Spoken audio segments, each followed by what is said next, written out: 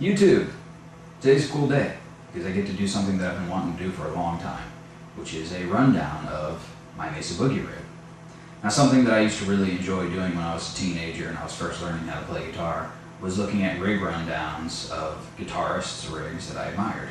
So people like John Petrucci, Andy Timmons, Steve Vai, those guys. And it really gave me a good, healthy understanding of what a lot of the equipment out there did, the kind of things that I wanted to get out of my rig, and it just kind of paved the way for, I guess you could say, imagining what ultimately came to be. So, I guess the important thing is to start with the signal chain. So, I use nothing but Planet Waves cables. A lot of people said that they're not all that great, or this, that, and the other thing. I'll be honest, when I first had the rig put together, I was using less than desirable cables. But I ended up switching to all Planet Waves, and I noticed a huge improvement in my overall tone. And since then, I haven't looked back. I've had one cable that went bad on me, and I called Planet Waves and I explained to them my woes, so to speak, and they sent me a new cable, no questions asked. And any doubt that I may have had in the company or its quality right then and there was just gone. So, guitar plugs into here, and then I go straight into this nice Planet Waves tuner. Good overall tuner, nice big display. It's got a strobe mode on it, and nice and accurate. I'll show that in a little while. Out of that, I go into the Dunlop 535Q wah pedal, and I actually run all the way back to the rig. The pedal board itself is an Axis Electronics FX1. I've gotten great use out of this. It's a wonderful piece of equipment. And a standard Ernie Ball volume pedal that I'm actually running in the effects loop. That way it doesn't change the amount of gain that I have. Straight to the rack, just a typical Furman power conditioner, nothing special. I use the TC Electronics G Major 2 for all of my effects.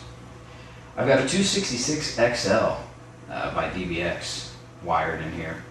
And I'll be honest, I didn't actually end up wiring it in appropriately. I really just wanted it for the compressor, and I'll get a little bit more into that in just a second. But what I mean by appropriately is I can't shut the compressor off through the pedal board. It doesn't bother me. I couldn't think of a reason why I would want to anyway, and I was just kind of lazy when I was wiring it. I use a ground controlled GCX system to control all of it and pull these pedals in and out of the loop. Speaking of pedals, I have a Boss AC2 acoustic simulator, a Boss Super Overdrive SD1, and one of my favorite pedals is the Exotic Effects BB preamp. And then, just the Mesa Boogie. Getting back to the signal chain that I realized I kind of fell off of. When I go out of the wah pedal and back to the rack, I bypass the guitar in from the front because I just like my cables going into the back, and just go right into the GCX. And when all the loops are bypassed, with the exception of the G Major 2, which is also in the effects loop, I just go right into the amp. So aside from the fact that the wah pedal is a renowned tone sucker, it keeps things pretty stock and clean. This is Wally. He's my guitar tech. You can't afford him, but he does great work. Not much of a talker, but good guy. And the Mesa Boogie cabinet is a 4x12 stiletto cabinet, vintage 30s in it.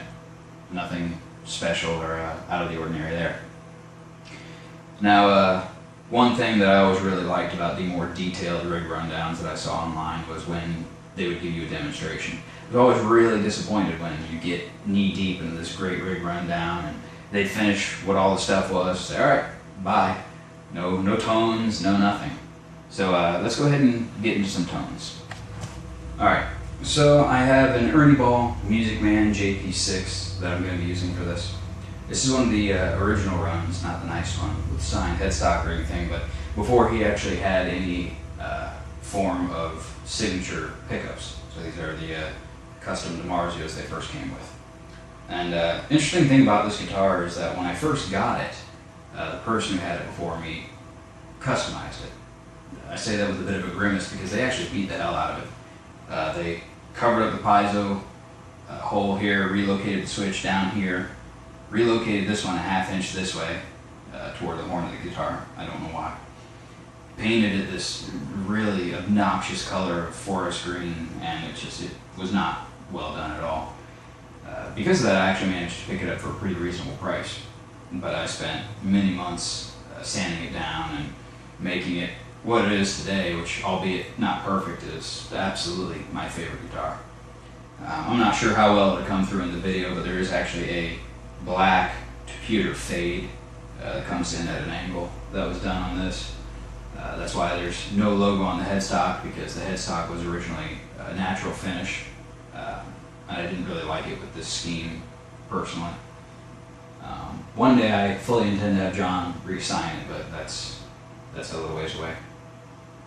So anyway, I'm going to start out with my clean tone. Now, back to the pedals, I actually use the acoustic simulator for my clean tone. And I'm going to first show you what it sounds like without it. Not a bad sound, by any means, but very percussive Mark IV clean. Not a bad thing, but I wanted something a little more shimmery. But,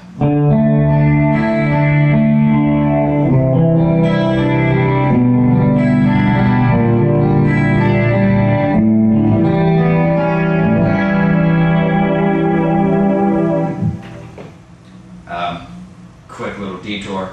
I don't actually have an appropriate interface set up at the moment, so I can't mic this with an SM57 the way I would really like to.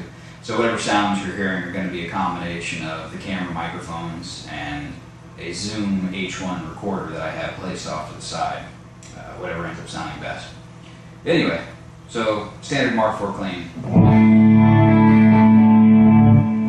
Running through the compressor, and let's have a little bit of phaser, of course, I can't remember which one.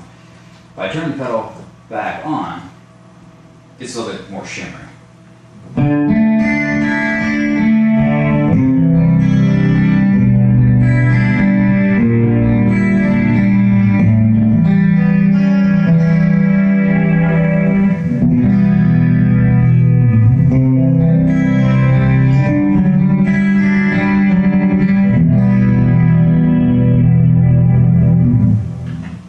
So that's really what I was after with that. When I was deciding what kind of tone I wanted to get, I used John Petrucci as a huge inspiration. And I really, really liked the Lone Star clean he was getting. Naturally, I couldn't afford or honestly even justify the extra weight of a second amp. So I kind of tried to do what I thought was the next best thing. And the acoustic simulator pedal did essentially what I wanted it to. No complaints.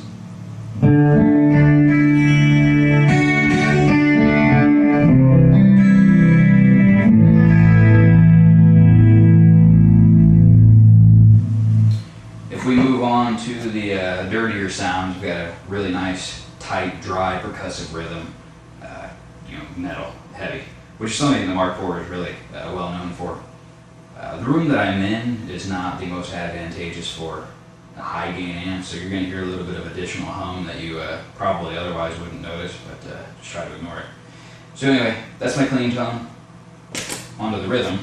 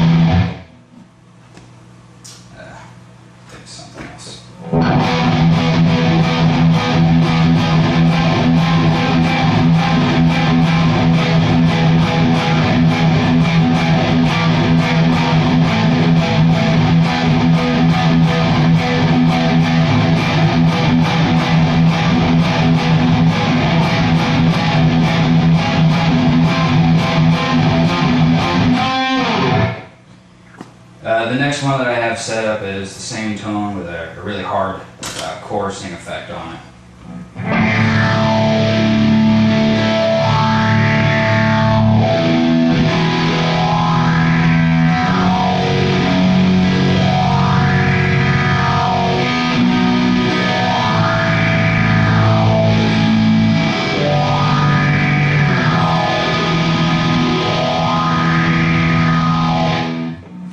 Sounded like I might have been slightly out of tune, so let's go ahead and show the display of that a little bit.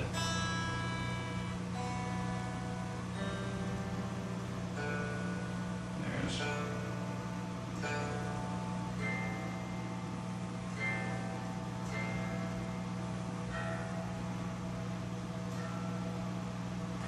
Alright. So, when I get to my first lead preset, I'm actually using the super distortion. I wanted a little bit of extra gain there, a little extra push, and more than anything is I wanted the notes to sustain a little bit better and I wanted them to stand out more. Now, the funny thing about using the distortion pedal in my lead settings is that when I first got the amp, it didn't even occur to me. But I was having a hard time getting a nice, tight, percussive, crunchy rhythm tone, any smooth, liquidy lead tone. And the reason I actually ended up putting a boost pedal on there was because I got to meet John years back, and I asked him in the middle of the Systematic Chaos tour how he was avoiding that. Now he had additional Mark IVs with him, but I figured of all people he probably had a good understanding of how to get rid of that problem. He actually suggested a Keeley modified tube screamer, which again at the time I couldn't afford. But the Boss Super Distortion ended up doing just fine, and I was pretty happy with it. So, aside from the extra noise.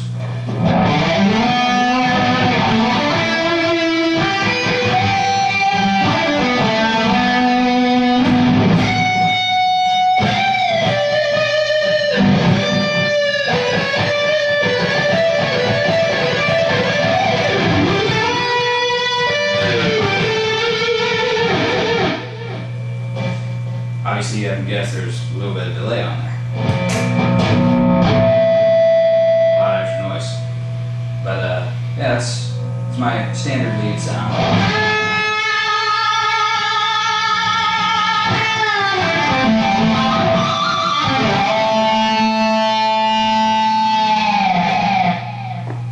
The next lead setting that I have is actually utilizing the BB preamp. I kind of went for, if you haven't already assumed, a really John Petrucci inspired setup, not only just with the clean to dirty from left to right, but some additional gain and sustain as my lead settings go on. So that one's more for the fast stuff. The second one is more for the slow melodic stuff, so it's got a lot of extra delay on there too.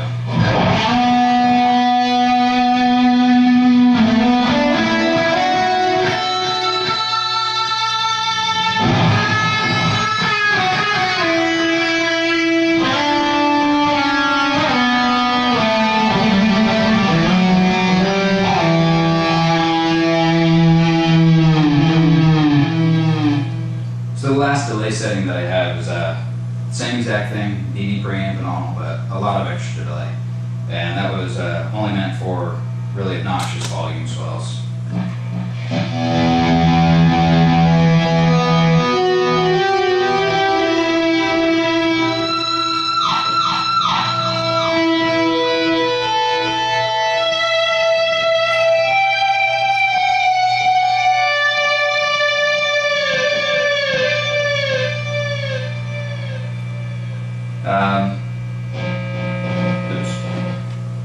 Now we were talking earlier about having the volume pedal in the effects loop, and that's exactly why. For anybody who doesn't know, if you run straight out the guitar, into the volume pedal, out of the volume pedal, and into the front of your amp, it's going to act like a volume knob on the guitar, which is fine if that's what you're after. But I didn't want to lose any gain when I was using the volume pedal. I wanted to have full distortion no matter what, just less volume, kind of like controlling the volume on the amp. The last thing that I can really think to mention is that I do use the pedal board to bring certain things in and out when I want them, but it's honestly few and far between. I can control which pedal of the 3 that I'm using up there. I can add modulation if that's really what I want.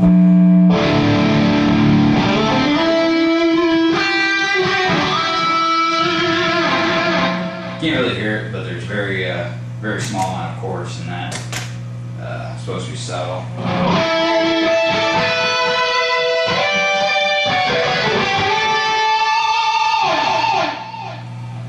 Harmony, obviously.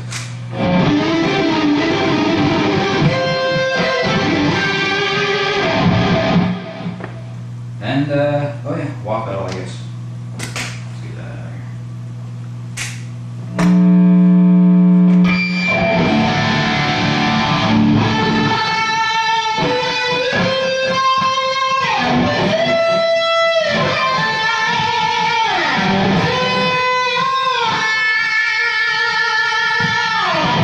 So that's about the extent of my rig.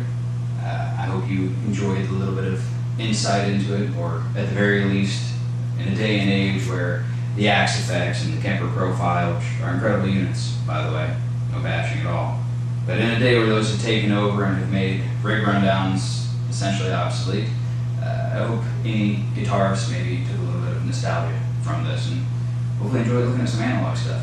So, thanks for checking it out.